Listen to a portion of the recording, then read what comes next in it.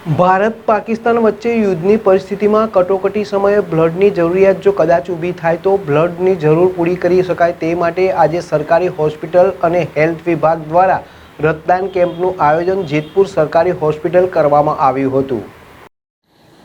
જમ્મુ કાશ્મીરના પહેલગામમાં આતંકી હુમલા બાદ ભારત સરકાર અને સેના દ્વારા ઓપરેશન સિંદૂર શરૂ કરાયું હતું। સાથે પાકિસ્તાન દ્વારા અનેક જગ્યાઓ પર હુમલાના નિષ્ફળ પ્રયાસો કર્યા હતા, પરંતુ ભારતીય સેના આ હુમલાને નિષ્ફળ બનાવ્યો હતો। સાથે ભારતીય સેના દ્વારા પાકિસ્તાનને જડબાતોડ જવાબ આપવામાં આવી રહ્યો છે।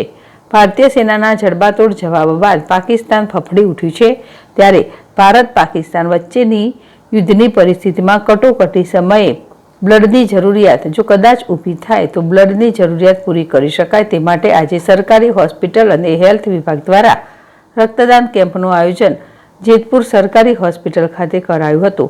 મોટી સંખ્યામાં રક્ત એકત્રિત કરાયું હતું। સાથે બ્લડની જરૂરિયાત પૂરી થાય તે માટે તમામ નાગરિકો અને સમાજો પણ રક્તદાન કરવા આગળ આવ્યા હતા।